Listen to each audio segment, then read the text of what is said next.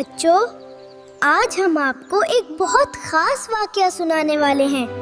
دنیا میں صرف ایک ہی شخصیت ہے جن کی ولادت خانہ کعبہ کے اندر ہوئی، اور وہ ہیں مولا علی۔ اللہ نے مولا علی کی آمد کو اتنا خاص بنایا کہ خانہ کعبہ کا دروازہ خود بخود کھل گیا اور ان کی والدہ فاطمہ بنت اسد اندر چلی گئیں، اور پھر کعبہ کے اندر مولا علی کی ولادت ہوئی۔